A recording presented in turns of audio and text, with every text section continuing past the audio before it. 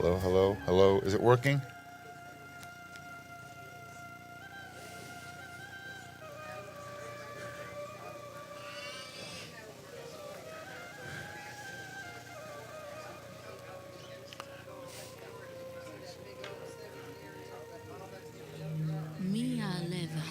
We're alive?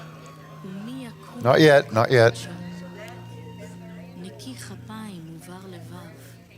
אשר לא נשא לשווא נפשי, ולא נשבע למרמה.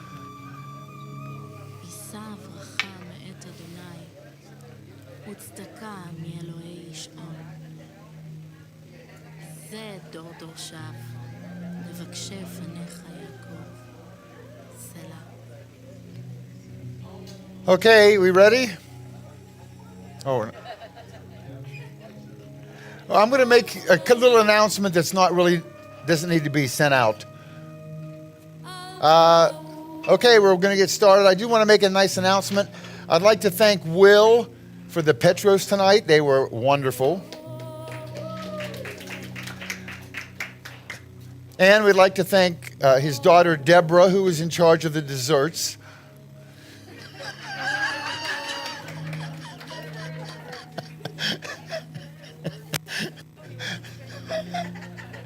Okay, we're even, Deborah, now.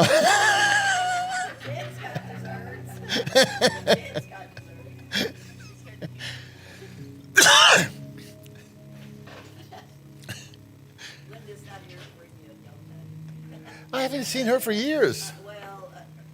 It's a long story. Okay.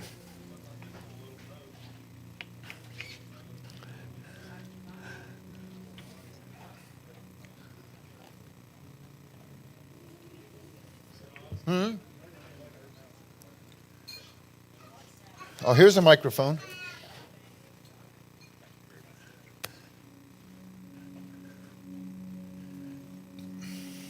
Good evening, everyone. Welcome again to the River Fellowship. I was asked to let everyone know that tomorrow night there will be worship after John teaches. Okay, so letting you all know about that. I'm letting you all know about that. We would we would be honored if after John finishes teaching, if you all would stay and worship Yahweh with us. And so we wanted to let you know about that. Ladies and gentlemen, thank you again for being here. And I thank you, John, for being here. We honor you. Thank you for honoring us by being here tonight. And we look forward to a wonderful time learning from God's Word. Ladies and gentlemen, John Kostick.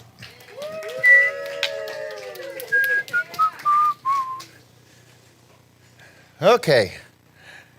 Tonight, oh, here's my button. Is this on? I most certainly do. I do it. Okay. Mm-hmm. And Helsinki, if you sin, you go to hell.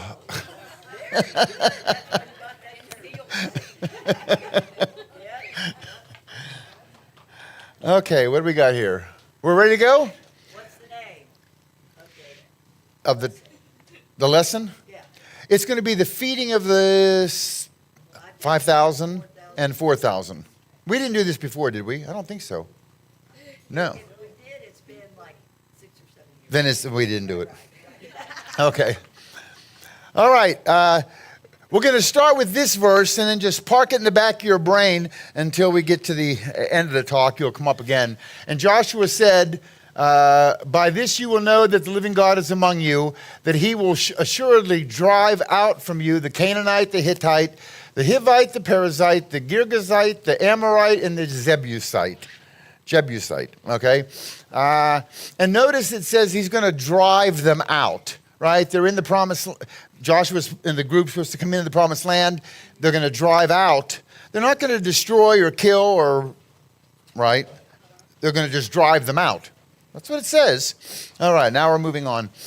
Okay, Joshua 4, it says, and it came to pass when all the people had completely, when all the people had completely crossed over the Jordan, that the Lord spoke to Joshua saying, take for yourself 12 men from the people, 1 man from every tribe, and command them, saying, take for yourselves 12 stones from here out of the midst of the Jordan, place them where the priest's feet stood firm. You shall carry them over with you and leave them in the lodging place where you lodge tonight. The point I want to make is it's talking about the 12. And whenever you hear the 12 in the Old Testament, what do you think about? The Jews, the 12 tribes, which become the Jews, right? Okay. Joshua 4, the children of Israel did so as Joshua commanded, took up 12 stones, as the Lord had spoken to Joshua, according to the number of tribes of children of Israel. Then Joshua set up 12 stones in the midst of Jordan. Just as instructed, right? There are the 12 tribes. Oh, that's quiet. I like that. They turned the fan off here. Okay, now we go to the New Testament. And what we're going to show you here in the New Testament only happens in the book of Mark. But I think it's something intentional. You can tell me if I'm wrong, but see what you think here. Starting in Mark 3, then Jesus went up on the mountain and called for those he wanted, and they came to him. He appointed 12 of them, whom he designated as apostles, to accompany him, to be sent out to preach, and to have authority to drive out demons. By the way, people, one of the nights we're going to be talking in the future, we're going to do a night on Judas. It's good. It's cool. And I saw a preacher once and asked about, Judas, he could drive out demons. Right. He did. He was one of the 12. He had all the powers that all the others had, and we'll talk about that, but it's very interesting. The actual topic is Judas parallels. That'll bring you back, unless you live in Chattanooga. No, I want friends here. Okay, he appointed 12, okay. These are the 12 he appointed, and then they list the 12 names, okay. So again, when I see 12, I'm thinking Jewish, right? And so these 12 apostles are probably Jewish, and they are. Okay, that's Mark 3, and he's talking about the 12. Then we go to Mark 4, and it says, but when he was alone, those around him with the 12 asked him about the parable. And he said to them, to you it has been given to know the mystery of the kingdom of God, but to those who are outside all things come in parables, so that seeing they may see and not perceive, and hearing they may hear and not understand, lest they should turn and their sins be forgiven. That's quoting Old Testament, right? That he's going to blind the Jews and they won't be able to hear the truth or see the truth. And man, ain't that the truth. Whew. But I told you, I think they're coming around. I'm going to tell you another story because tonight's lesson is a little short, so we'll put some filler in. I used to go visit my friend Reuben in Israel. And Reuben had a friend, Reuben and his wife had a friend, I won't mention her name, but Miriam would come over and visit. And she was a Gentile who converted to Judaism and had to prove herself to the Jews in Israel. She's an American, I don't know if she's a Baptist church or whatever, but converted, married a Jewish man. So if you ask one of the Jewish Israeli Jews a question about the Bible, they had no idea. But if you ask Miriam, she could give you a chapter and verse from the Old Testament and, And what was my point of this? There was a point. I forgot what the point was about Miriam. They're all rivers are hidden all everywhere. Oh, I remember what it was. Okay, so I'm in Tiberias, and I need to get to the airport. And Miriam said, I'll drive you to the airport. My son and I will drive you. Well, it's a 2-hour drive. And she said, but I want to stop in Beth Shemesh first. Beth Shemesh is, I don't know how far from Jerusalem, but not too far. It's halfway maybe between the airport and Jerusalem. And it is ultra Orthodox. On Sabbath, they put a chain across the road. There's no driving in Beth Shemesh on the Sabbath, okay? And everybody is ultra Orthodox. So she said, I just need to stop and visit this rabbi, and you can come in, you two can have something to talk about. It was all planned. She wanted me to go to his house so he could set me straight on this Jesus is the Messiah nonsense. So we get to Beth Shemesh. We go to this rabbi. He's a single man, heavy set, all dressed like, okay. And I'm showing him my Bereshit talk, which is what you guys watched 10 years ago that got me here to begin with, okay? And it's the first word of the Bible, Bereshit. The Son of God is destroyed with his hand on the cross. I mean, they're the letters. And I give him this whole speech, and he tries to come up with some, oh no, well, you can't take each letter as a word or a meaning, and you can. It happens all the time, you know. And so we're there for 2 hours talking, arguing, whatever, and then it's time to leave. And I said, I got to use the toilet. I go, come back. Miriam has to go use the toilet. She's in there, and we're now standing outside his door, and he pulls me over and he goes, all right, listen, I believe every single thing you said. But I can't, if I announce that, I'm out of the community, I'm out of everything. But Jesus is the Messiah. I got goosebumps right now.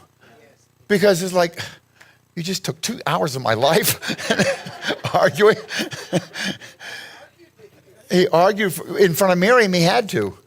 But as soon as she went to the toilet, and her son, he wasn't listening. He wanted to practice, so he went in the other room and was practicing putting on the flag. Yeah, it's easy for you to say. But that verse kind of drives that home, and that's kind of a little side story. It's not today's lesson anyway. So now we go to Mark 5. When Jesus had again crossed by boat to the other side, a large crowd gathered around him by the sea. A synagogue leader named Jairus arrived, and seeing Yeshua, he fell at his feet and pleaded with him urgently, my little daughter is near death. Please come and place your hands on her so that she will be healed and live. So Jesus went with him, and a large crowd followed and pressed around him. And a woman was there who had suffered from bleeding for 12 years. There's 12 again. We had 12 in chapter 3 and in chapter 4. Shh, don't steal my thunder, woman.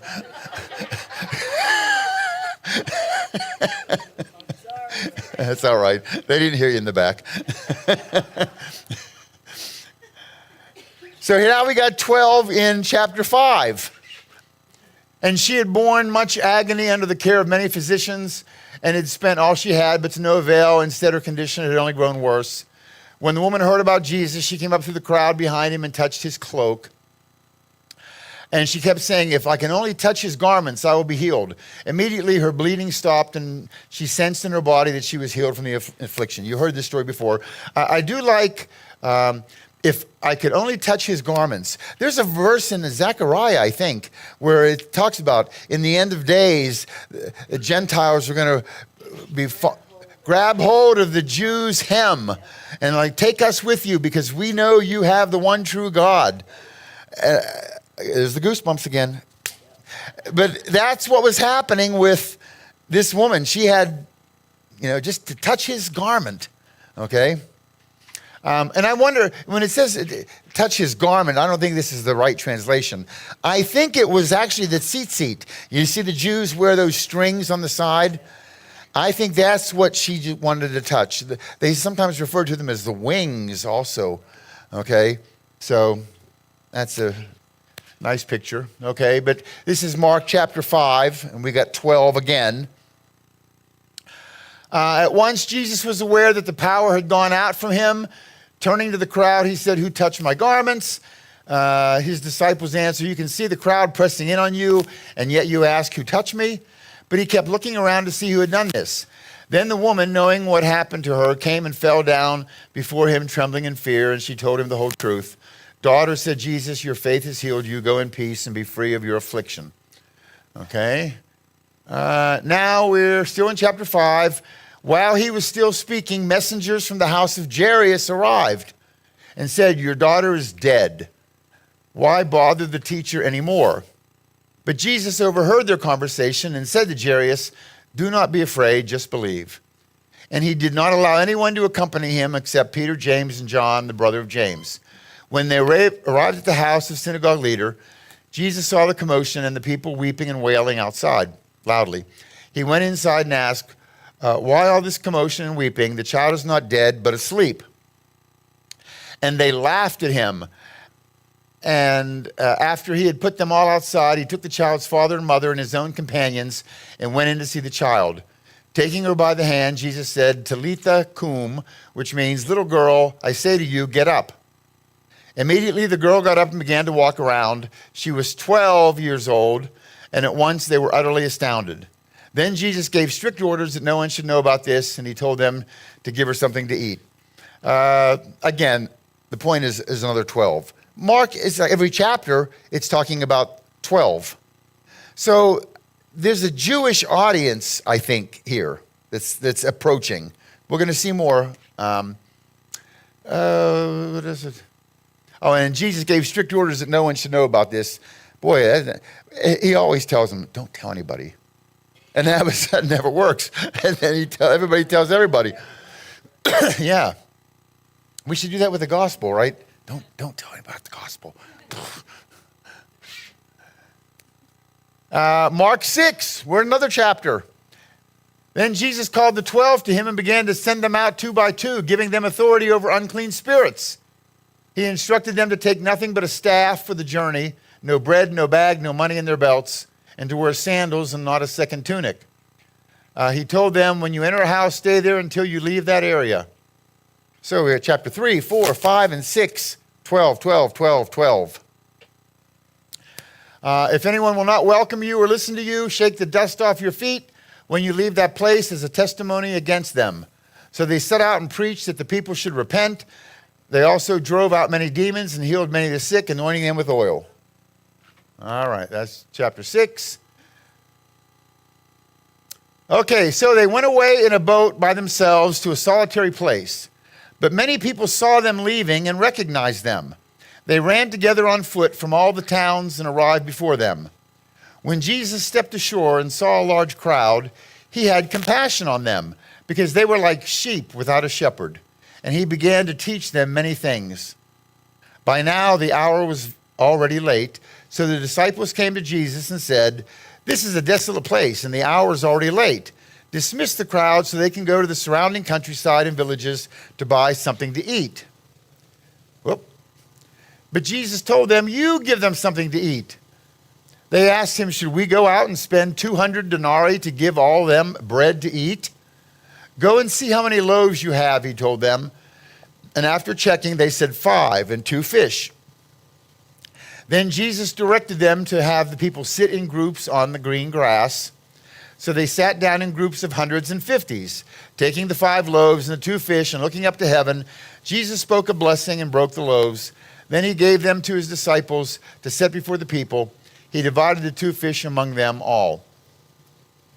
We're going to go, again, I'm going to go a little rabbit trail because it's just really cool and it just popped into my brain. But this, when it says Jesus spoke a blessing and broke the loaves, where else did we see Jesus speak a blessing and break the loaves? On the, or not the loaves, but the bread. On the Seder, the Passover, Last Supper, okay? It says that Jesus, after taking the bread, he broke it and blessed it. Or I think he blessed it, then he broke it and said, "Take this, eat. This is my body," right? He blessed it, broke it and blessed it and said, take this, eat, was not the blessing. He actually gave a blessing, right? And what was the blessing? Well, I don't know for sure of this, but the Jews do have a blessing for bread. They have a blessing for wine. They have a blessing for Torah. They have a blessing for Shabbat. They have a blessing for everything, okay? And the bread blessing is, blessed art thou, you'll hear it tomorrow night in Hebrew from Donna. Blessed art thou, King of the universe, who brings forth bread from the earth. Very simple. But it's really profound considering Jesus, this is the Last Supper. He is the bread of life. And he is about to be put into the earth. So when he says, blessed art thou, King of the universe, who brings forth bread from the earth, it's kind of like he is thanking God ahead of time for raising him from the dead, right? You like that? Quick, take up the offering now. They like that one. But that's kind of what I see when he said that. If that was the same blessing, probably is, because it really applies. Yeah. Mm-hmm. Jesus is in charge of the biggest fish fry ever told. No one's ever competed with him. Mm-hmm. Okay, Mark 6, and they all ate and were satisfied, and the disciples picked up 12 basketfuls of broken pieces of bread and fish. And there were 5,000 men who had eaten the loaves. And remember, they always remind you, there were 5,000 men, and there was also women and children. So there were more than 5,000 people. And again, there were 12 basketfuls. So what does that tell us? Why were there 12? What was the significance of there being 12? 12 means government. Is a government number, yes. But what we've seen in chapter 3, 4, 5, 6 is 12 is always representing Jewish, right? Jairus' daughter was 12. The woman with the hemorrhage was 12. They're all Jew, 12, 12, 12. So I think there's actually two, there could be 100 reasons, but one of the two main reasons is because there's 12 left over, maybe that's Jesus' way of letting Israel know, don't worry about the 12. I'm going to feed the 12. I'm going to take care of Israel, right? That could be one of the reasons, and it's probably more than one, okay? So it's a signal to Israel that I got your back, okay? And when the people saw the sign that Jesus had performed, they began to say, truly, this is the prophet who is come into the world. And this is the slide. I went through this talk this morning just to make, because I wrote this talk a year ago, and I don't know why this slide is in here. So we're going to just skip it. Okay. So Mark 6, he feeds 5,000, 5 loaves and 2 fish. There's 12 baskets, and I told you that's a sign to Israel that you're being taken care of. It's also a sign to the 12 apostles. Because there's 12 baskets left over. There's 12 apostles. You each got your own basket and go out and you do this. So I think it's a message to both Israel and to the 12 apostles. Yep. Okay. Anything else? No. Now let's go to Mark 6, verse 45. Immediately, Jesus made his disciples get into the boat and go on ahead of him to Bethsaida while he dismissed the crowd. After bidding them farewell, he went up on a mountain to pray. When evening came, the boat was in the middle of the sea, and Jesus was alone on land. He could see that the disciples were straining to row because the wind was against them. About the 4th watch of the night, Jesus went out to them walking on the sea. He intended to pass them by. Well, when they saw him walking on the sea, they cried out, thinking he was a ghost. Whenever it talks in the Bible about the sea versus the land, whenever it mentions the land, what's it talking about? Israel. Israel is the land. Whenever it talks about the sea, those are the nations. Okay? So, we've had in chapter 3, 4, 5, and 6, 12, 12, 12, 12. It's all Jewish, Jewish, Jewish. And now he fed the 5,000, 12 baskets left over, and now he's out on the sea. So we've turned from Israel to something Gentile.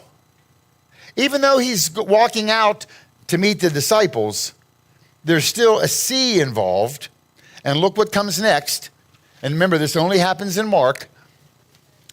And they were all terrified, but Jesus spoke at once, "Take courage, it is I, do not be afraid." Then he climbed into the boat with them, and the wind died down. The disciples were utterly astounded, for they had not understood about the loaves, but their hearts had been hardened. I don't know what that verse means. That one's, I've read commentaries, and I don't understand. What didn't they understand about the 12 loaves? Was that they didn't understand that, hey, God's going to provide. Look, there's 12 baskets left over. There's 12 apostles. You're all taken care of. Is that what they didn't understand? Could be. You know, if there's something deeper that I'm missing. So why do you say that the sea is Gentiles? I think that's a common thing. When it mentions the land, that's Israel. Now, in Revelation, that's true. Yeah. But you don't think the rest of the... I'm just asking. Oh, yeah, I don't know. I just always kind of was understood that the sea represents the nations, okay, and that he finished feeding the 5,000, a very Jewish thing, and then and then where do you see what happens next? Because as soon as he finishes walking on the sea, which maybe gives a hint that we're talking about the Gentiles. Look what happens. Okay, there's a reminder what happened there. Then Mark 7. This is right after the boat incident. Jesus left that place and went to the region of Tyre. Where's Tyre? Lebanon. And who? Can we have a mute button over there? Tyre is Lebanon. That's Gentile land, right? So it definitely switched from 12, 12, 12, 12, 12, then the sea, and then Tyre. Okay? Jesus left and went to the region of Tyre, not wanting anyone to know he was there. He entered a house, but was unable to escape their notice. Instead, a woman whose little daughter had an unclean spirit soon heard about Jesus, and she came and fell at his feet. Now, she was a Greek woman of Syro. I know that part. Syro or Syro? Okay. Syro-Phoenician origin, and she kept asking Jesus to drive the demon out of her daughter. "First, let the children have their fill," he said, "for it is not right to take the children's bread tossed to the dogs." "Yes, Lord," she replied, "even the dogs under the table eat the children's crumbs." Then Jesus told her, "Because of this answer, you may go. The demon has left your daughter." And she went home and found herself lying on the bed, and the demon was gone. So we're definitely in Gentile territory now. There's no more 12s, right? What happens next? Jesus left the region of Tyre and went through Sidon to the Sea of Galilee into the region of Decapolis. Okay, so I look up Decapolis. It's filled with Greeks and Romans, not Jews. So we're still in Gentile territory, right? Mark 7. Some people brought to him a man who was deaf and hardly able to speak, and they begged Jesus to place his hand on him. So Jesus took him aside privately, away from the crowd, put his fingers in the man's ear, then he spit and touched the man's tongue. And looking up to heaven, he sighed deeply and said, "Ephphatha," which means be opened. Immediately the man's ears were open and his tongue was released and he began to speak plainly. So we're still doing Gentiles here, right? No more Jews. I like the part here about the spitting. Jesus spit and placed it on his tongue. this is not, I don't have a slide for this, but this is something that it's a different talk, I think. But how many times did Jesus spit and heal? At least one more. Yeah, there were 3 total. Okay? And do you ever notice today that Jews, they do this, Jewish women you'll see do it, they'll do this little spitting thing, they'll go, tu, tu, tu. You know, if they hear something really good, hey, my mother-in-law is sick today, and you go, tu, tu, tu. It's like spit, spit, spit, you know. Or my dad, he got a cold, tu, tu, tu. Spit, spit, spit. I wonder if there is some tie-in, because Jesus spit 3 times and healed. And Jewish people today always do this. Watch The Nanny. You'll see. You ever watch that show, The Nanny? They do it all the time. You know? Yes. Looked it up, and it said when somebody spits in the, it's a light blood oath. That's what it said when I looked it up. Yeah. Because I had a dream that a woman spit in her hand. But they don't actually spit. It's all it's a yeah. And they always do 3 times. And I thought, I wonder why it's 3 times, because I live with these people in Israel, you know, for a week, and I see them do it all the time. And then I realized Jesus spit 3 times and he healed all the time. 3.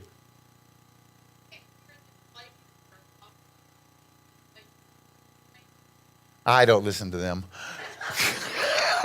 You're asking the wrong guy. I said a light blood oath. I looked it up.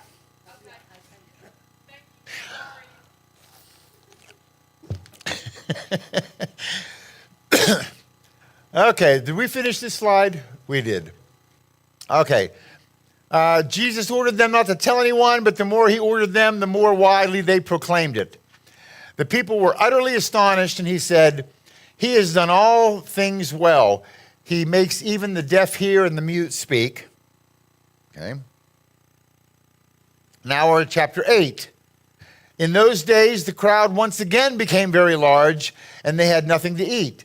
Jesus called the disciples to him and said, "I have compassion for this crowd, because they have already been with me 3 days and have had nothing to eat.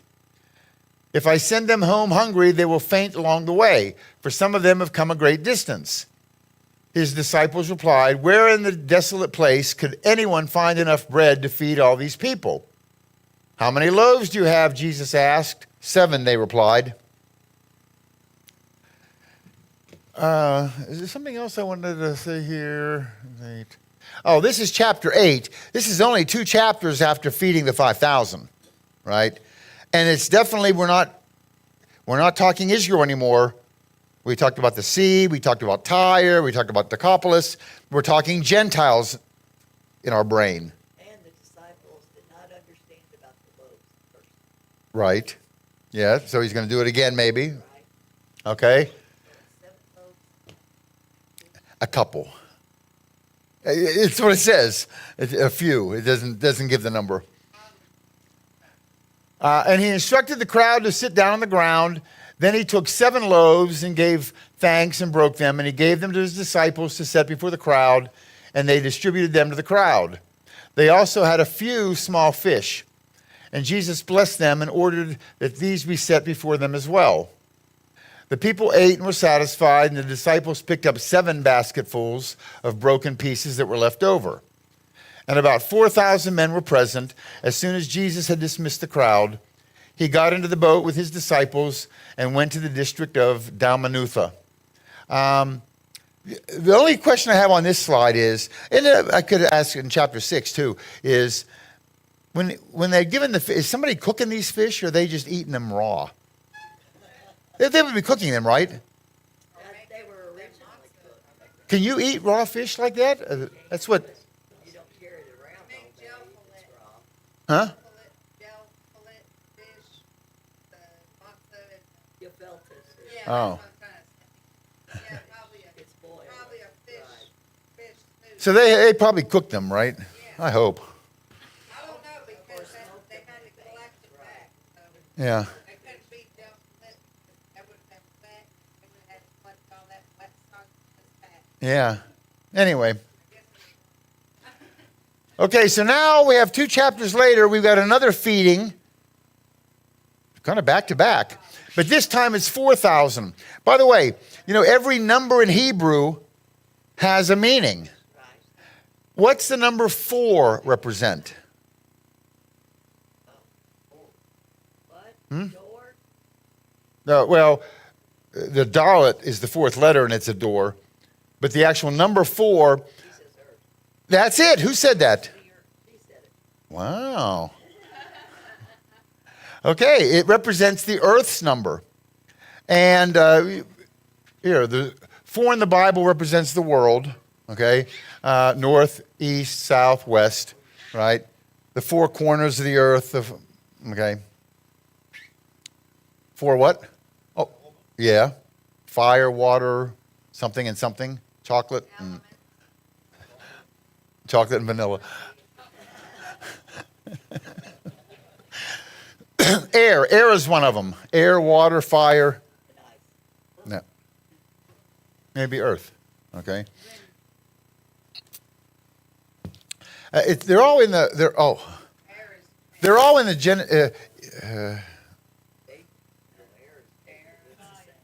It is earth. That's the 4th one. Yeah. Yeah. Sky. They're all in Genesis 1:1. Bereshit has Aish in the middle. That's fire.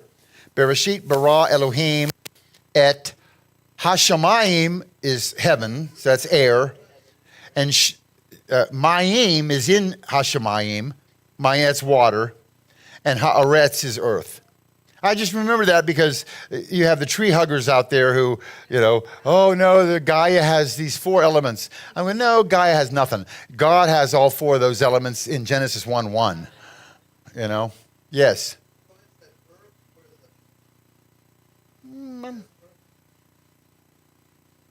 There's earth, water, air, and fire. Yes, those are the 4, yeah. Earth, she's saying. Dirt, Earth, water, air, and fire. yeah. Oh, Haaretz.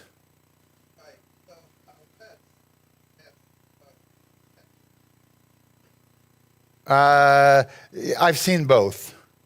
I think the big newspaper in Israel is Haaretz. That's the world. Is how they translate it. So it's also the earth, I guess, the land. What was that? Is it one of those possums? Remember the time the possum stuck his head out this hole up here?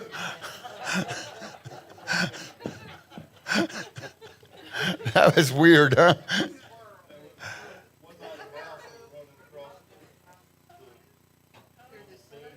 Yeah?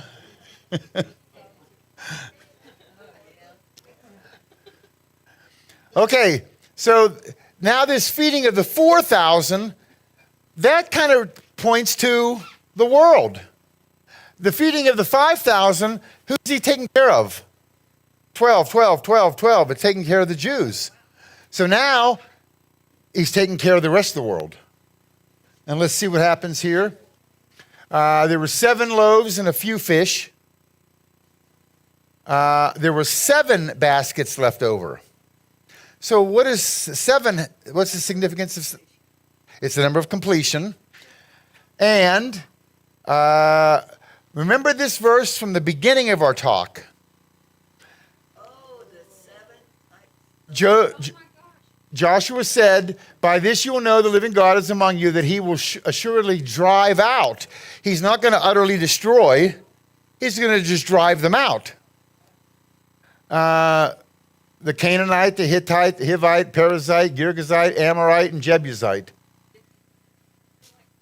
What happened? Oh, there it is.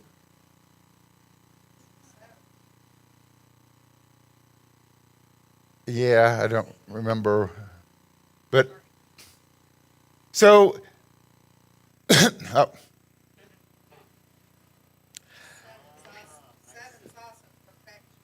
It is the number of completion, perfection. But I think in this case, it's showing that here, this feeding is God saying, Jews, I got you I'm taking care of you. And this feeding, let the Gentiles know I'm taking care of you. And what is John 3:16? For God so loved the world. The world includes Jews and Gentiles, right? That he gave his only begotten son. Isn't that yeah.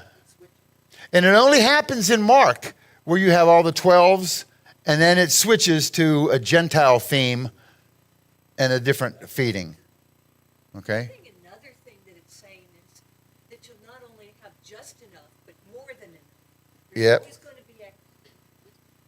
Yes. Yeah. The number of stories you can get out of it are endless. All right. And I think that is the end of it. Oh, maybe you've seen these. Tonight's lesson was shorter, so I just have some other fun stuff. And this, what's coming up is somebody did selfies of the 10 plagues. Yes. So imagine if you were in Egypt 2,000 years BC and the water turns to blood.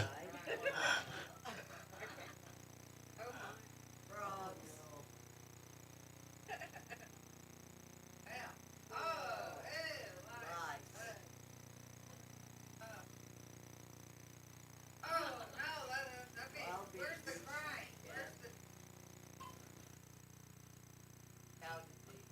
Yeah, all the livestock die.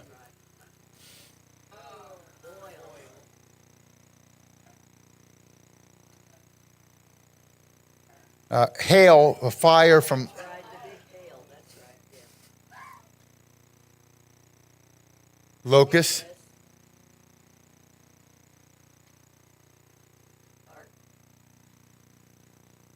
The problem is that darkness, the word they use here is Hoshek. Hoshek, the first time we see Hoshek is Genesis 1, 5, I think, or something. You know, there was, not void, it's black. You can't see this, your hand right here. So here, this is just darkness. There's a moon shining. But it was black. Because there's a different word for just nighttime darkness. This is Hoshek. Except for in the house of the Israelites. That's the other cool thing. The Jews were living in Goshen, and they had light. And as soon as you cross over into non-Goshen, it's pitch black. That would be cool, wouldn't it, to be walking back and forth? You know?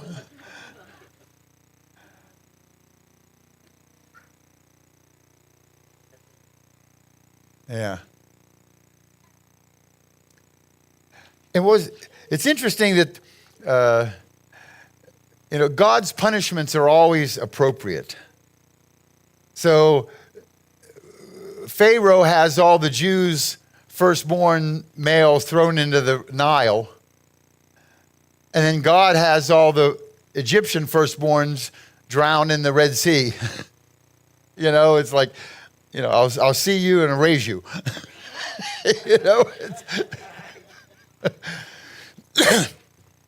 I thought it was pretty cool. Okay, so now we're going to,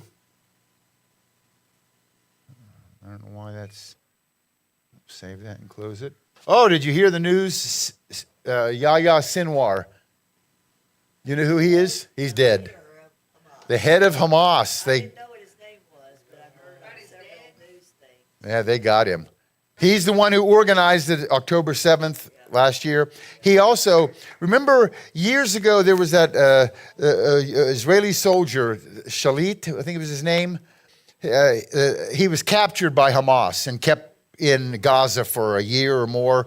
And Israel wanted him back. And Israel agreed for an exchange. You give us Shalit, and we'll release 1,000, I think it was 1,001 terrorists that we have arrested, and they're in Israeli jails, and we'll send them back to Gaza. 1,000 for one. And Sinwar was in that 1,000. And so when he gets back to Gaza, he ends up becoming the leader. And also, Sinwar had cancer really bad. And he went to Israel, and they treated him. This was before he became... Yeah, this was before he became the terrorist leader there of Gaza. So, he's dead. Yeah. I'm always worried about, is it good? Because, I mean, he's in hell for eternity. I'm not the judge. He may or may not be. I remember when Ulan and what was remember Saddam's two kids, Ulan and Udon or something? They were both shot, and I thought, good, well, is it good or not? They're in hell for eternity. It's good and bad. Okay. Are we broadcasting all of this? Oh, good.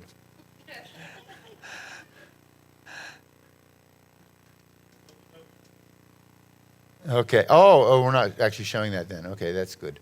Oh, that's on being done there.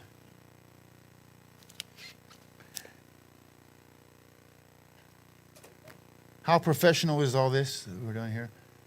We're looking for mission trip. Where did it go?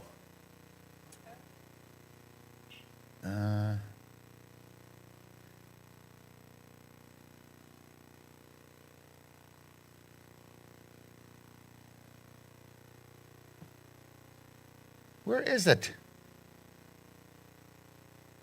I know you didn't.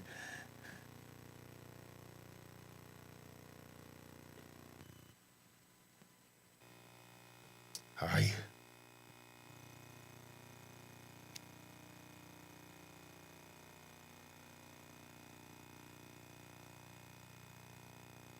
I wonder if I renamed it someplace. Ay. Ah. So sorry.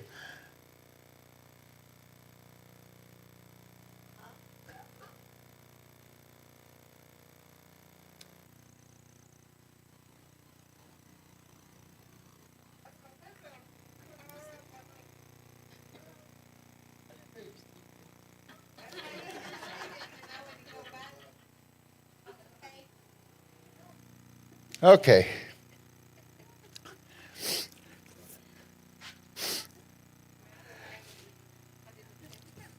Yeah. Okay, so I want to just, I told you Saturday night we're going to do our latest mission trip to Borneo. But I was just going to kind of remind you, or not remind you, but tell you some of the mission trips we did and how my little thing got started, because we're finished early and this would be the thing. Okay, my first probably bout into teaching, whatever, is I went to Australia, New Zealand, Fiji in 1985 with a friend. We were hitchhiking across the island, and it was getting late afternoon. We were trying to get back to this nice resort we had paid for, and we had gone to Suva, is the capital. We hitchhiked to Suva, went to the museum. In the museum, they had these shoestrings of the missionaries. It was the only part that weren't eaten by the Fijians 100 years before.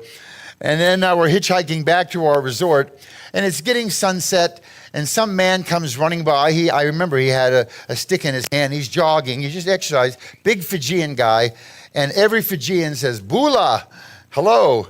And Bula. He said, "Where are you going?" I said, "We're trying to get back to the Wyndham." No. At night, the road finishes. Nobody rides on the road at night. Come and you can stay with me and my family. Where? Oh, we have a house up in the jungle here. So I said, come on, it's an adventure. This is our first night out of America.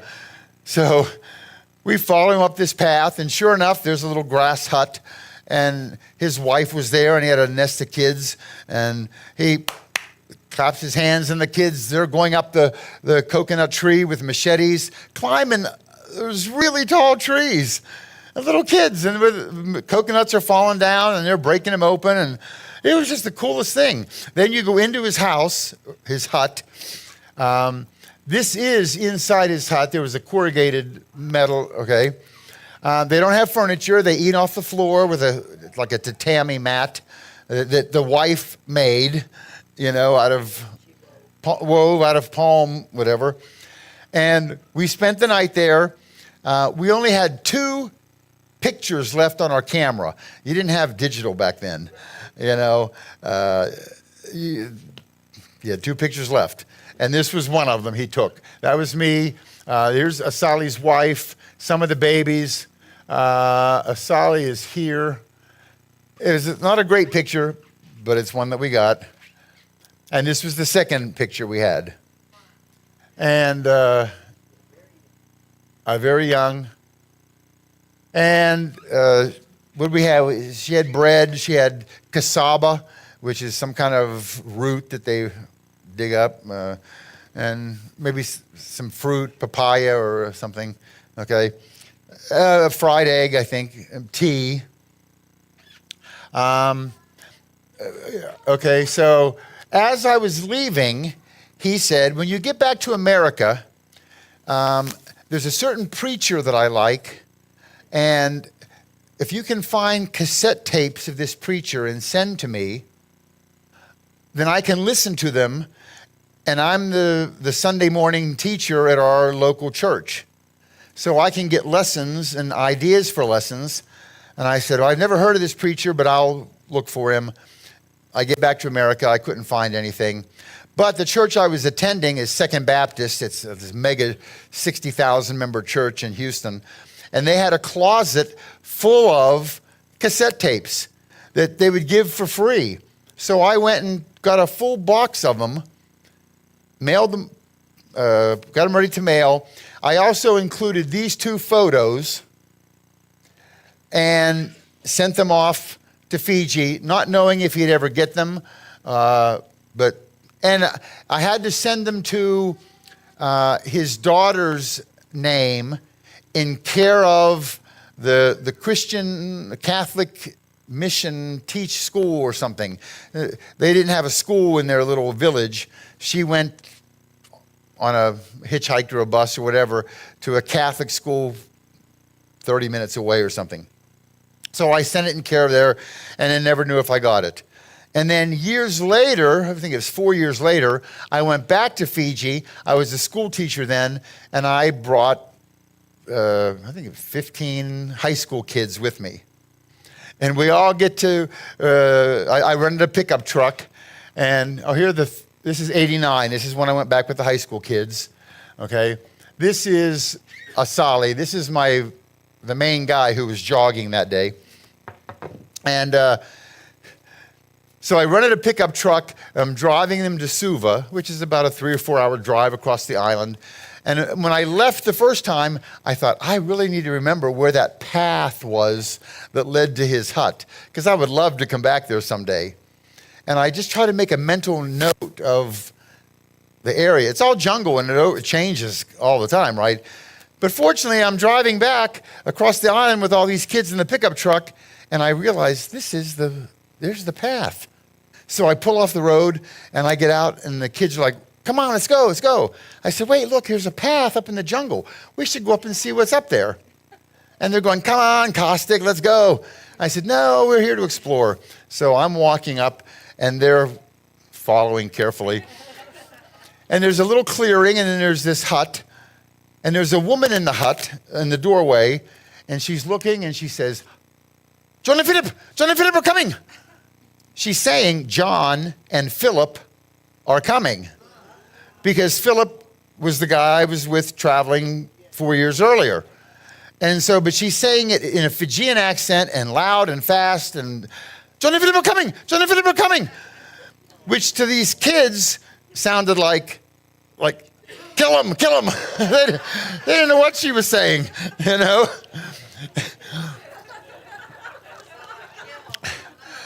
So these kids are scared to death. And then here's Asali. He's kind of across the field. He was out planting cassava or something. And he's wearing shorts, no shirt, no shoes, no nothing. And he's covered in mud because he's planting. And he comes running across the field. Could be to kill you or to give you a bear hug. And we met, and he gave me this big bear, picked me up, spun me around, and invited me in, and his brothers started showing up, and the kids, and he's clapping, and the kids are going up, his kids, and the coconuts are coming down, and everybody's drinking coconut juice, and then they have this ceremony that you have to have in Fiji. You drink kava. It comes in a bag, it looks like dirt, looks like dust. And you scoop some dust and put it in this cheesecloth, and then you dip it in water, and it literally tastes like dirty water. It's so disgusting, and it immediately numbs your lips.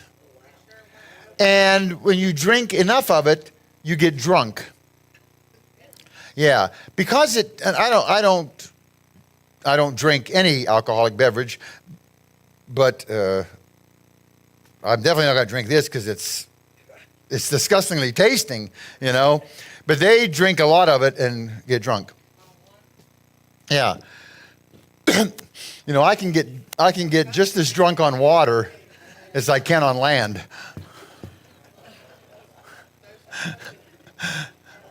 Ba-dum-pum. Not a good one? It's pretty funny. So you have this kava ceremony. Everybody comes in, and you're sitting around in a circle. And I got these 15 high school kids, and Asali and his brothers, and everybody. And they're doing the thing, and you pass around the coconut, and you at least take a sip and pass it. And Fiji was part of the Commonwealth. So Queen Elizabeth and Prince Philip are big, and Charles and Diane are big, right? Especially in 1984, or what year, 89. So in their hut, the kids are like, psst, psst, look at the ball. And there's a picture of Queen Elizabeth and Prince Philip. And next is Charles and Diana. And next is John Kostick, their math teacher. Because that picture, I put it in that box of tapes and mailed it 4 years earlier. They got it, framed it, and put it up next to the Queen and the Prince.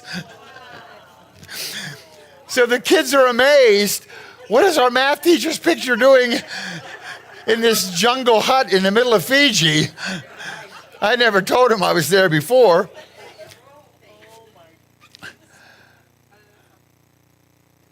So here we are drinking the coconut just off the...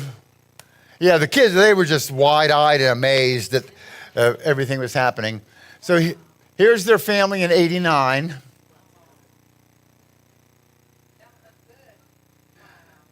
I went back in 93. So this is my third trip. Oh, wow. They got bigger. They got bigger. Here's me.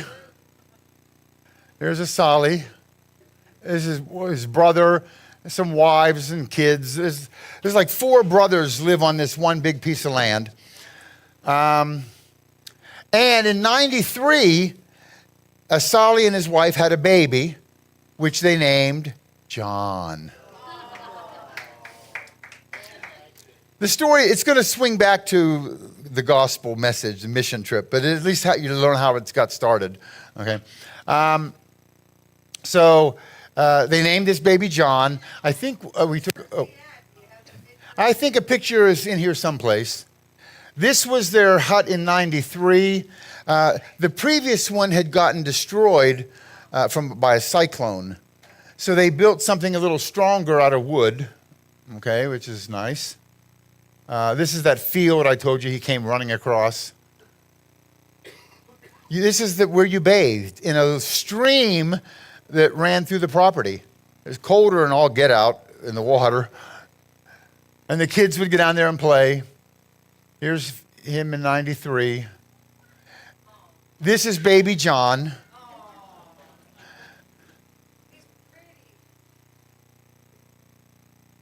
And notice Hard Rock Cafe. the baby one. If you have a Hard Rock Cafe shirt in age I'm sure, yeah. Yeah. And me and Asali.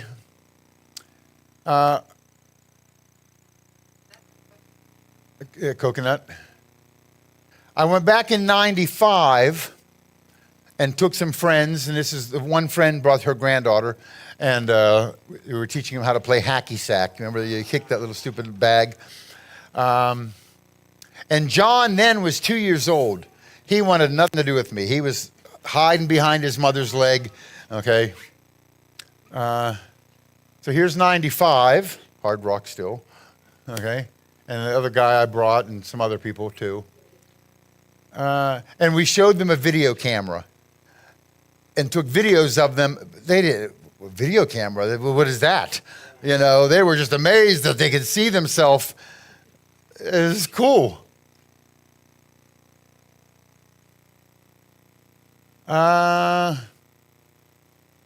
There's coming another picture. We're going to go back to Fiji, but this is just some of the other, because I think in 95, they were going to be building a church, and I took money and gave toward the building of their church. So the mission thread is still coming through all these trips. 2005, I flew to Equatorial Guinea,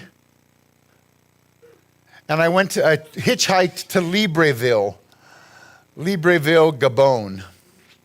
Okay, that's here. And the reason I wanted to go there is Lamborghini. Have you heard of, who was Albert Schweitzer? He was a Christian minister, and his whole deal was so this was Albert Schweitzer's home, Lamborghini. And so I hitchhiked to Lamborghini, and I didn't want to hitchhike back, so I got on a boat, and you'll see, I think there's a map. I hitchhiked from there to Libreville, then to Lamborghini, then I took this river and went to Port Gentil, flew back to Libreville. Since remember, my goal was to visit every country on the planet, so I flew out to Sao Tome just to scratch it off. Then I flew to Cameroon, back to Malabo, and back to Spain. So that was that trip. It was not really a mission trip, but it was... I always do take Bibles, though. I would have Bibles in French and give them, because it's a French-speaking area. So now we're 2006. I'm back in Fiji. That's John. Because now he would be 10, 12, I forget how old, okay? I think he was 15 that year. In fact, I rented a car. These are some friends from America who came later, but I got there a couple days early, and I'm riding across the island, and I'm trying to find that path again because it keeps overgrowing. And there was this kid walking along the road, and I slowed down. I said, "Excuse me, do you know Asali Twikanawa?" He said, "Yes." And I said, "Do you know who I am?" He said, "I think so." And I said, is your name John? He said, "Yes." I said, "Where's your dad?" He said, "He's up in the woods doing something." I said, "Get in, take me to him." And we went into the jungle, and we're hiking through jungle. We had to park the car, and here's Asali out with his machete doing whatever, and I show up again. He never knows when I'm coming, and he can run, but he can't hide. And so that was John when he was 16 in 2006. There's Asali.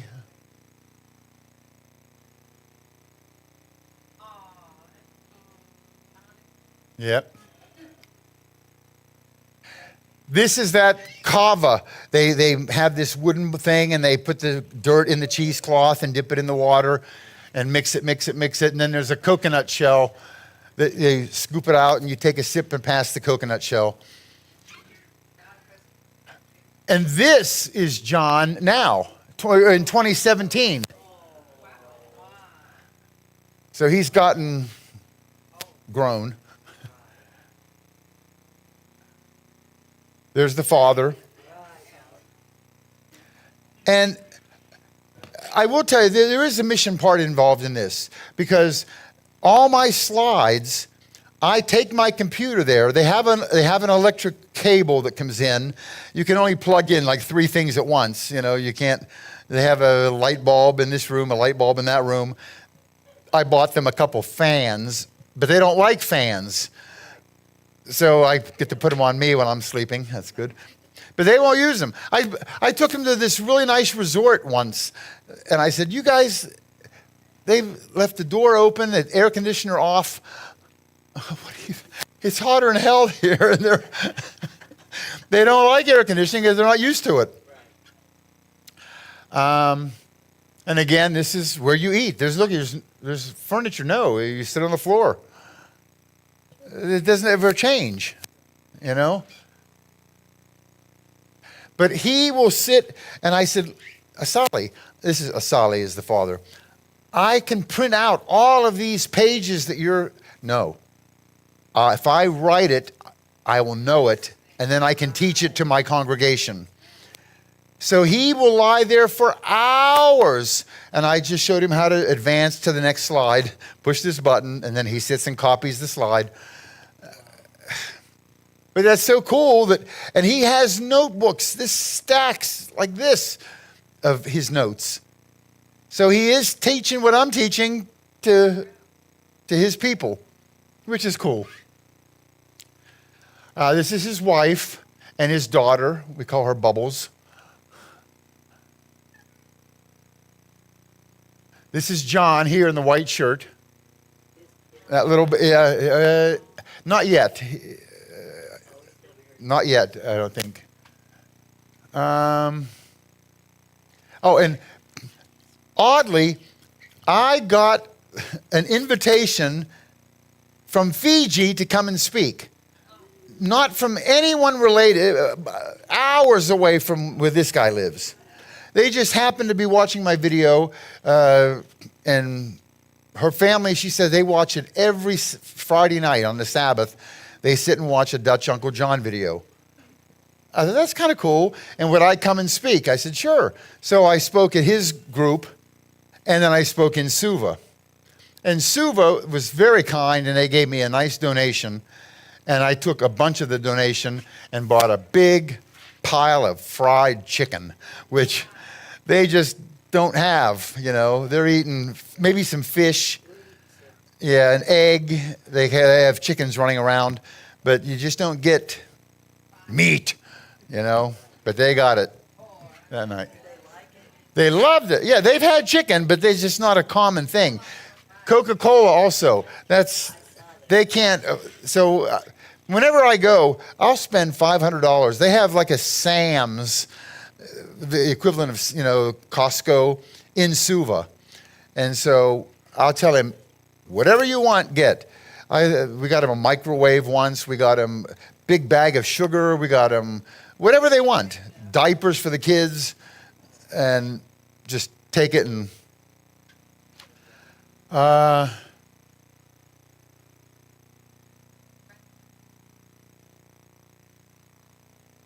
and here, we would have and I bought him a couple fans, I told you. And there's one. I'm sitting right here giving a Hebrew lesson, and the neighbors would come and they would sit in the windowsill and in the doorway. You can see there's a window over here. I felt, what was it? Remember Paul was speaking and there was someone in the windowsill and they fell out and died. He just kept on talking. It reminded me of that, even though no one fell out the windowsill. But there were people sitting in the windowsill and everywhere. That's what I felt like. They have a TV, and you can unplug a light bulb and plug in the TV, and you know, it's kind of like Green Acres. Remember, they had only certain things could go in at once. Is that Green Acres? Yeah. So this was that picture back in '93, and for some, I don't know. There's the mom with the striped shirt and the Hard Rock shirt, and somebody over here had a pink balloon. All right. And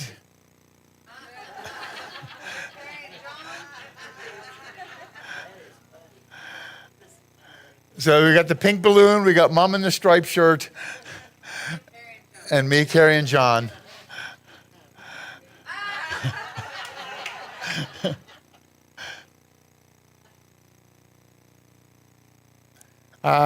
Jakarta, Indonesia. This was 2017. Somebody watched my videos and invited me to come to Jakarta. And when people invite me to come, we don't charge anything. We just, okay, we'll come. If they give you something, that's nice. If they don't, that's okay too. You know, I like to travel. And Indonesia. It's the most populated Muslim country in the world. 250 million Muslims. But they do have Christian groups and other religions. Bali is Hindu. So they do tolerate other religions. And this was a pretty big crowd, probably 40 or 50 people. And this guy right here, he's a youth pastor. And we have since become friends, and he's been coming on we have a yearly gathering that, look, he sits in the front row, he's taking notes, he loved this talk. So I exchanged email. Here's Zelig, there's Daniela. These are some other people who, just over the years, we've accumulated, and once a year, we all go someplace on a big mission trip. And that's what we'll talk about Saturday night, this year's. And there were a couple of people who didn't speak English, so everything I said, this guy Ivan would translate. And that's the bear sheet, yep.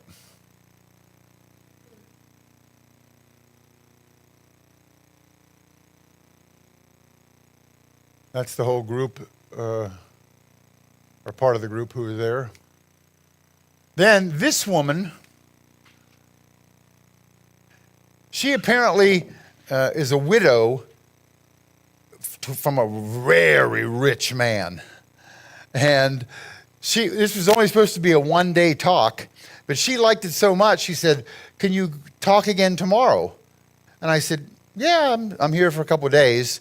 But they couldn't get this hall where I did the speaking. She said, well, we'll have it at my house. And she lives, these are other neighbors. Do you notice anything? They all had yachts. It was like the Beverly Hills of Jakarta. Every house was a mega mansion with a yacht in the backyard or in the back canal. This is the preacher and his wife who invited me. And if you notice, when they came to pick me up, look what he's wearing. And she's wearing one too. They had got them in Vietnam years earlier, and they thought, if Dutch Uncle's coming, we need to wear our Hard Rock shirts. So they picked us up. Kind of funny. This was inside of her mansion, and she had pillows and stuff set up, and then I gave the talk on the big screen. Big staircase going up, chandelier. Yeah. She had servants, and she had this big spread of food. They used banana leaves as like a tablecloth. And then you just load up your plate and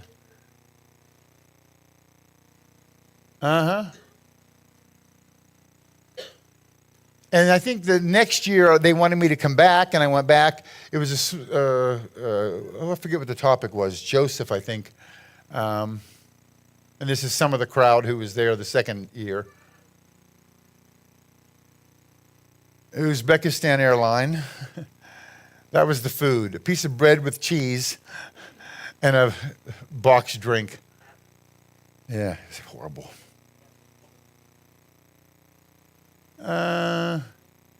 This was a toilet. I think it was in Japan. And these are I don't even know what all the buttons do. You can play music. There was one for a heated seat. There was one that shot water at your butt. It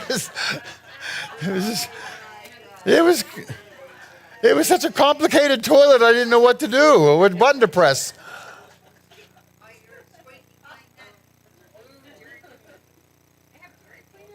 They have, this is Thailand.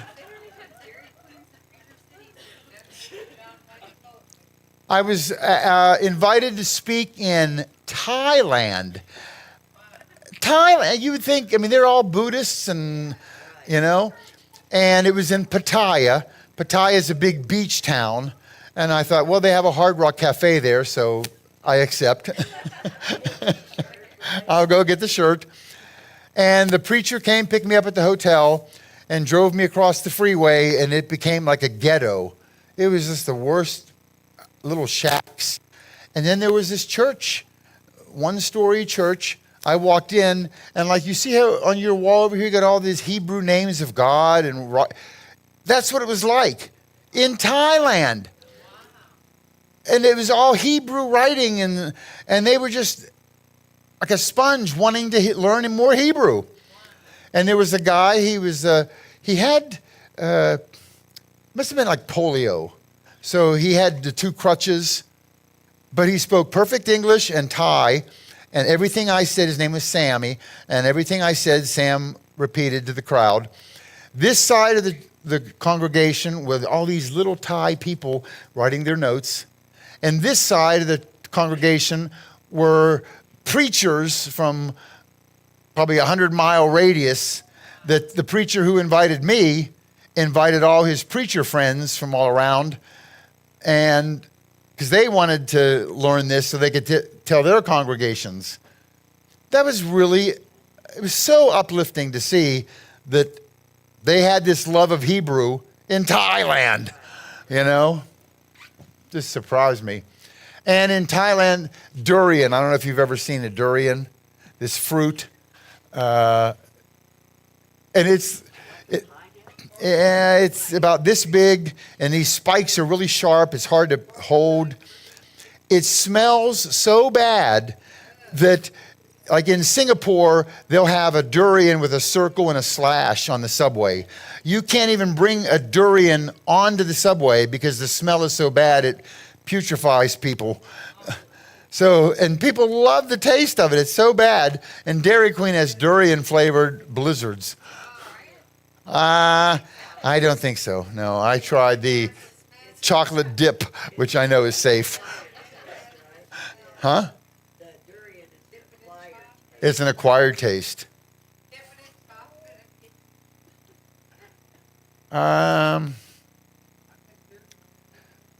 So this is I was boarding a flight to Dushanbe, Tajikistan. And I just needed to scratch off Tajikistan and put my foot in there for a day if I could. But I had another friend who lived in Kyrgyzstan.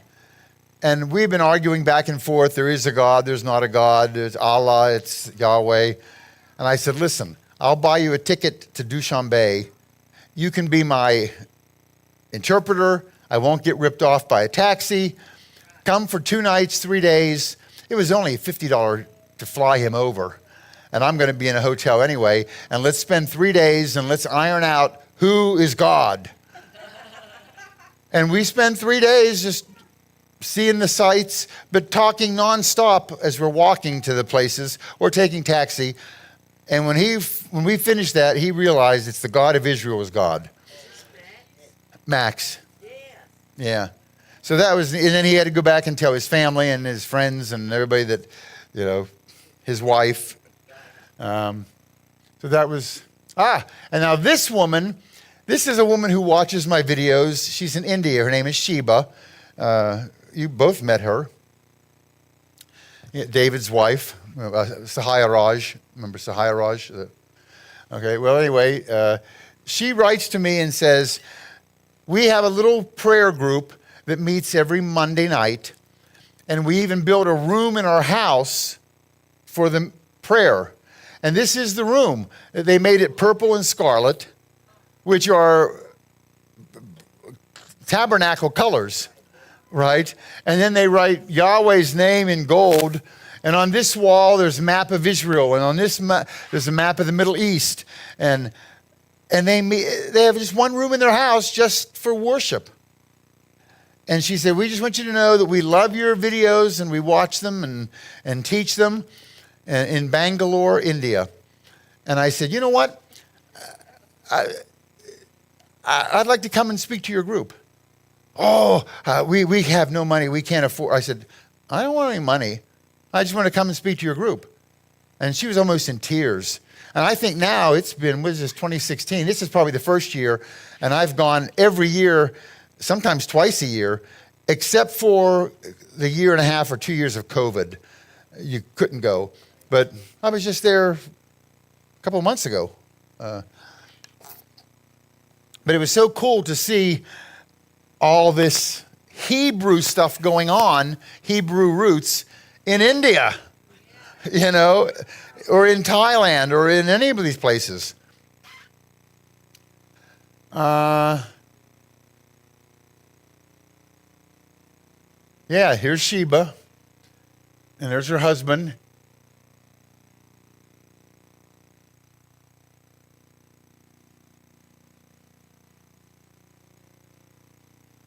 They always have to sing a few songs before I speak. This is how you get around India, these little tuk-tuks, you know, little death traps.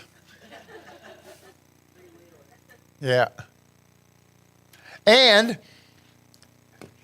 there's a Bangladeshi guy and his father who I'm constantly was arguing with him about who's God, Allah. He was this ultra Muslim. And I said, listen, I'm going to India to speak. I'll buy you and your father a ticket to India, and you can sit through all these talks that I'm giving. It's in Bangalore. And they were happy to get the heck out of Bangladesh that they accepted.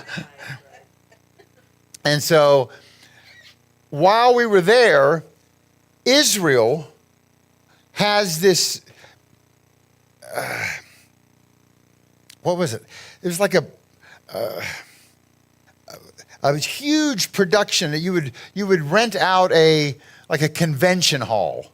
It's that big. They had to bring it in on truck after truck after truck, okay? And they set up this giant symposium or exhibition just promoting Israel. And it was going all around the world. It was in the United States, a whole bunch of places, in Europe and Russia, and at some point it was in India. And it happened to be in Bangalore on these dates. I don't know if they have, I'm covering up, 9 through 25 of September.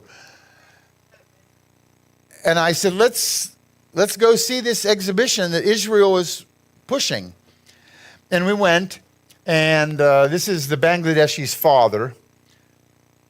And this exhibition that Israel put on, unbelievable. It was called The Door to Israel.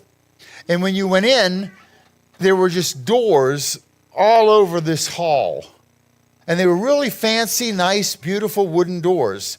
And you'd go and you'd open the door, and there would be a video, and this door might be agriculture. So you'd open the door, and it would show you all the cool things that Israel's doing about agriculture. And then you went over here, and it would be entertainment, and it would have singers, and over here would be the sports, and all the stuff in sports, the religious side of Israel, the technological side of Israel, all the things they invent, the medical side of Israel. I mean, it promoted Israel, everything about it. And these Bangladeshis, it was unbelievable to watch them change, because they had been bad-mouthing Israel to me for years, and now all of a sudden they realize Israel's good. Israel is good. What a cool thing for them to realize. And the son now, he has a blog in Bengali, which is a language that I have no idea. And he takes my slides and makes them into Bengali and broadcasts writings and slides and pushing Christianity in a Muslim country, but they will kill him if they find out he's Muslim. He's under like a false name, but he's got 40,000 people who read his stuff, which all comes from, yeah. And this is a Jewish guy. He's the one who's in charge of this Israel display. And this is my Bangladeshi friend who he said, he said, I got to take this picture. This is my first Jew. I've never, ever seen or held or touched a Jew. And he was so happy he wanted a picture. He's still proud of it. It's his first Jew.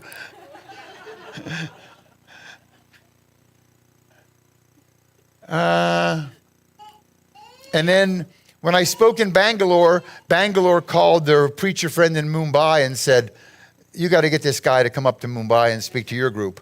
So the next time I went to India, I spoke in Bangalore and then flew to Mumbai and spoke, and they had their brochure. I've been to Mumbai now, how many years? 8 years I go. This was Mumbai. They had a huge crowd. Then, and they gave me a dozen roses or something. I'm flying out tomorrow. What do I do with a dozen roses, you know? Keep that in mind. I don't want roses. Yeah, cookies are good. And this is the beach in Mumbai. Nobody wears bathing suit. They all go to the beach, but they're fully clothed. I don't understand. And then the women with their burkini, you know. It's not a bikini, it's a burkini.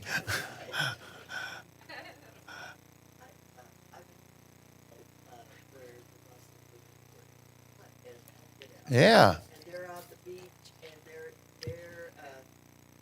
cooking up a grill and going to sit out in the chair on the edge of the water. That makes no sense. And this was cool. This fella, I've forgotten his name, but one day, we'll better finish because it's almost 8:30. We'll give it 4 or 5 more minutes. I'm in Israel, and I land and I get on the Nesher bus company at the airport. Nesher is the Hebrew word for eagle. And there's the verse in there that God is going to bring the people to Jerusalem on eagle's wings. And I just thought it was so cool that I got on the Nesher bus company, and I'm going up the mountain to Jerusalem on eagle's tires. And sitting like 2 rows behind me, and I had 2 other friends with me that I was taking to Israel to show them, Raul and his wife. And so there's these 2 guys from India. And one of them asks Raul, excuse me, but I can't do an Indian accent. Excuse me, good man. Very, very good. Where is a good place to visit? We have 1 day in Jerusalem. What should we see? Well, Raul and Maria didn't know. And, hey, John, answer this guy's question. And I said, I tell you what.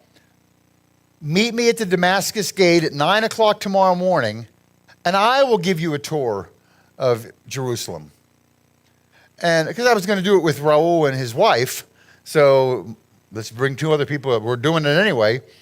And the next morning, they were there waiting.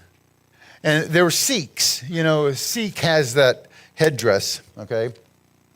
And we spent the whole day, and we took them to every site, major, and explained the significance of Jesus had to die here.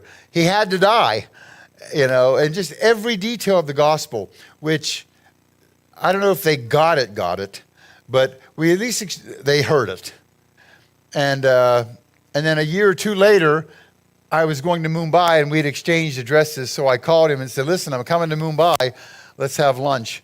And so I spent a whole day with him in Jerusalem, and now he's coming to my hotel, and we had lunch and spoke more about God and Jesus. And my hotel was on the beach, so that's where. So that was kind of cool that bumping into him. Oh, here's Raul and Maria. Here's the 2 friends and me. And this is at the Kotel, the Western Wall there. Oh, 2013, okay. This is another Bangalore talk. One of these girls was really cute. I gotta find her. And whenever you speak in Bangalore, they always give you food, and it's usually curry, and it's spicy, and you eat with your fingers. You'll speak for 2 hours, then the food comes, and then you go speak for another hour and a half. It's a long, and they sit and listen to it. And there's a church in Bangalore that has like 40,000 members. It's Christian, strong Bible, right teaching church. And the guy who invites me, Sahaya Raj, he's friends with that pastor. So he told the pastor I'm coming, and the pastor said, then I want John to come and speak to my entire, not congregation, his staff. Every secretary, every assistant pastor, you've got 40,000 members, you've got assistant pastors. Yeah, so they filled the room with all these employees and had me speak for about 3 hours, which is really cool. And this is the church in India. Look, that's a menorah. It was very Jewish based, 40,000 member Christian church. You don't expect to see it in India. Huh? Yeah.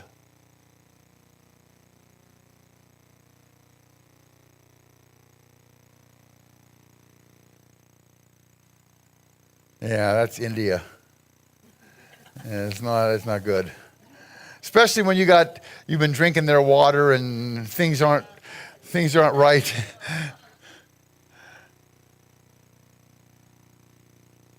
And of course, we had to go to the Hard Rock Hotel in Goa. Remember I told you I spoke in Bangalore. Bangalore called Mumbai. This is still India? Still India. And then Mumbai, when I spoke there, he called his preacher friend in Goa and said, you got to get this guy to your church in Goa. So each time I go to India, this church notifies the next church, so I have to add another city. And it's cool that and when you get there, it's this Hebrew-based church.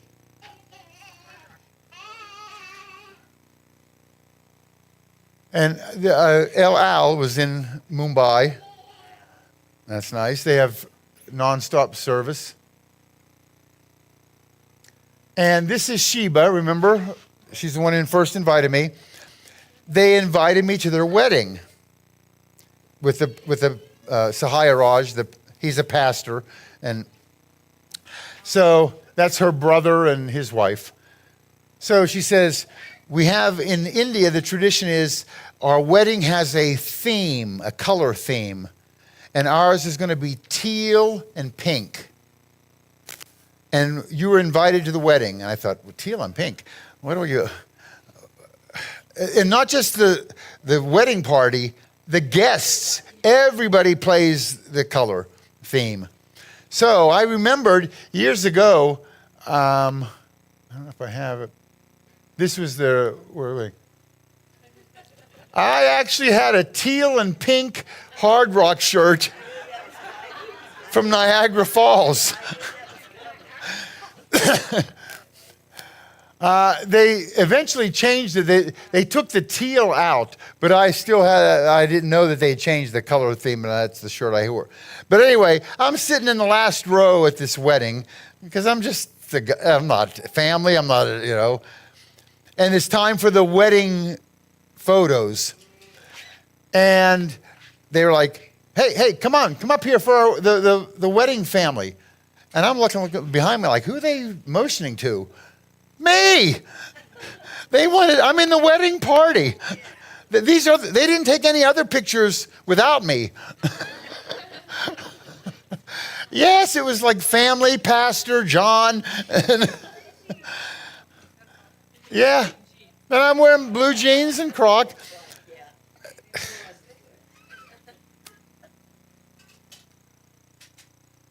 This is India, the electric. That's the electric pole. They're always like this, and all of them are like this.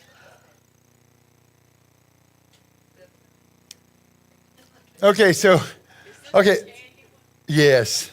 I'm going to tell this last one. This will be the last one, I promise. Fingers crossed. I'm on my balcony at my hotel. Then there's this space between my and the next building, and they have a balcony. Here's the balcony, but notice the balcony is caged in. Is that what can you understand that? And it's caged in from the top, the side, because they'll come down on a rope and get in and steal your stuff. So the whole thing is caged in. I mean, also monkeys. Monkeys, they'll get into your stuff, okay?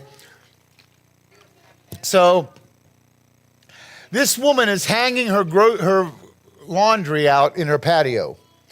And I'm on my patio, and I see her out there, and I think, I have my payday candy bars. I don't know if I have the little mini paydays, and I take boxes of them because they don't sell them anywhere in the world. If I give somebody a payday and I go back to that hotel next year and give the same girl a payday, I remember you. Yeah, these are really good. And then you can strike up a conversation. And next thing you know, you're giving them a Bible because I'm going back to the same places year after year. And then they'll remember you. Okay? And they're unique taste, peanut and caramel. So I think, I should throw a payday to this woman. And so I have to go inside. I get a payday. I come back out. She's there. And I don't yell. I just think, okay, I'm going to toss it. And I toss it. And as soon as I tossed it, she turned and went inside. So she didn't know that I threw it. And it went up. It went down between the bars. And right here is a pair of underwear hanging. And that candy bar, it went right in the underwear, and it landed in the crotch, and it didn't fall out. It was just there. And she's not there. I can't tell her, hey, or throw another one. She's going to come out 10 minutes, an hour later to get her laundry, and she's got nuts in her husband's underwear, and they're not his.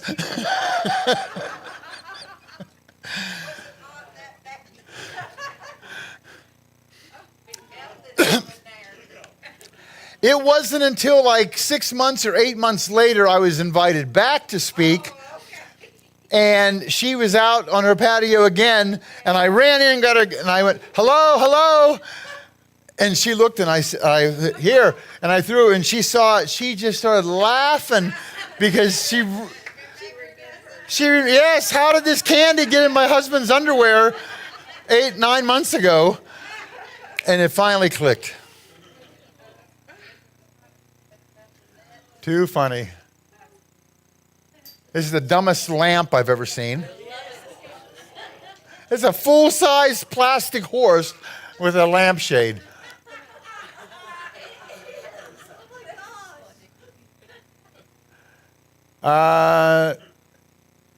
This was my flight. I was in Kazakhstan. I think this is my flight to Tehran. I did. I'm in the airport. I'm on Azerbaijan airline. My goal is to visit every country, so I scheduled just to change planes and keep on going in Tehran. And that was cool. I keep saying this is the last one. Do you need to go? Anybody need to go? Okay. I get to Tehran, and everybody else just passes through, but now there's an American. So I'm pulled aside, and they want to know, what are you doing here? I said, just changing planes. And I said, my goal is to visit every country on the planet. I pulled out my list of countries. The ones that I've been to are highlighted, dark. The ones that are not are in italics that I haven't been to yet. And they're scanning through, and they see that Israel is dark. That means I've been to Israel. So now I'm candidate for a spy or, an extra talking, and they didn't. But one cool thing is, and I tried to give them a candy. I tried to give them paydays, and they went, no. I mean, I'm sure videos, cameras are on them. They're not allowed to accept anything, these immigration people. And I'm not going through immigration. I'm just in transit, right? 2 hours later, I'm flying out. But the one guy, after they interrogated me and they said, okay, well, you can wait over there, he snuck over to me and said, psst, psst, like, psst. And we went into the toilet and he said, I'll take the candy. And I tried to give him like 5. He goes, just one, just one. He said, you're the only American I've ever met, I've only seen. We don't see Americans. And we didn't get to talk long, 10 minutes or something. And then I had to catch my flight out. But I did get to scratch off. And this guy, he's from Iran. How did I meet him? Oh, because I have Bibles in what's the language? Farsi? Farsi is Iran. There's a Bible shop in Istanbul, and I go in and they have every language. And I'll buy 2 of this, 1 of this, 3 of this, because I'm going to be in these countries, and it's nice to have a Bible in their language. So I had some in Farsi. And I'm in Istanbul airport, and I think, okay, well, how do I find somebody who's Iranian? I know, I'll go to the gate where the flight to Tehran is. Then everybody there ready to board the plane, there's a good chance they'll be Iranian, right? And I had 3 or 4 hour layover in the airport, so I go to the gate, and I see this guy, and I walk up and I said, excuse me, can you read this? And he, Bibli, Bible. Right? And I said, would you like it? Oh, you would thought I was giving him gold. He was so, he hugged me. He did one of those, mwah, mwah, mwah, 3 kisses. It was really cool. And so I gave it to him, and I said, God bless you, and left. I went through security. I went to the first class lounge. I don't know where he went. Later, I thought, I'm going to go walk around, just stretch my legs. And I saw him, and he was walking around like this. You see how the Bible, you can see, it says the Bible. The writing's on the outside. He was just out walking around the airport. And I bumped into him again, and again, hug, kiss. And I said, listen, I'm in the first class lounge. Come hang out. And he didn't speak much English, and it was a lot of charades, but he was most excited about getting the Bible. And it's in his language. Yeah. I've given a lot of Bibles in Istanbul airport. There's some Arabic Bibles. People from Saudi Arabia. I tried to sneak Bibles into Saudi Arabia. And I got caught. They come out in a flashing car on the tarmac to the plane, up the stairs, down the aisle. And is this yours? I went, oh yeah, did I forget that in the airport? You cannot sneak and hide a Bible in Saudi Arabia. They don't want them. But if you meet a Saudi citizen in the airport in Istanbul on his way to London, here's the Bible. It's in Arabic. And they're so thankful to get it because they can't get it in Saudi, There's Neil's guy. There he is. Anybody know who this is? Don't say. I know you do. This is Pastor Neil's favorite band. It's called Styx. Oh, yes, I heard it called. Man, Uh, I lost my hearing. That ain't Tom Yeah. Young. Something Young? James Young? Oh, okay. Oh, I don't know. But I'm in a plane in the United States, first class, and this guy was sitting next to me, and we just started chatting. He said, what do you do? And I said, I'm kind of retired, but I do some Bible teaching, Hebrew, and I showed him Bereshit and stuff on the computer. And I said, what do you do? And he said, he's in a band called Styx. And I said, oh, I've heard of Styx. I said, what do they sing? And he was going, come sail away, come sail away. He's serenading me, which is kind of cool to have a private, And he had leather pants, a leather jacket. But he was like and then I told Neil, He said, "Oh, I was the biggest fan. I drove all over the Southeast visiting every concert." So he gave me a guitar pick with his name on it, which I gave to Neil. And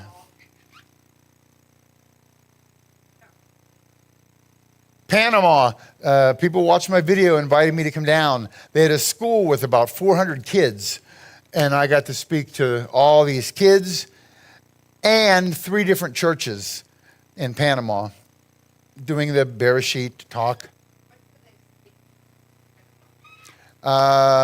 Spanish. And this guy does a radio show out of Panama that goes all over the Caribbean, North South America, Colombia, and tens of thousands listen. And he has different guests every day. And I was his guest for his hour show that got broadcast all over. And we talked about Hebrew in the book of Ruth. But apparently he's very famous on radio. Another church in Panama. Another church. Panama. There must have been 4 churches in Panama. There's the canal. Okay, we better wind it up because people have things to do. We'll do some more. If we have another short lesson, we'll throw in more. Okay, so let's have a little prayer here. Dear Heavenly Father, awesome God, thank you for bringing us out tonight and for this lesson you've given us. Thank you for the opportunity to spread your word. It is so cool to do it, and it's so cool to watch the reactions of around the world of those who get it. And it's so cool to be inspired that they already got it a lot of places. They're hungry for your Hebrew, and they're learning it. And need to teach us. And we ask that you bring us back safely tomorrow, and we also ask that there'll be peace in Jerusalem. And we ask in Yeshua Jesus' precious name, amen.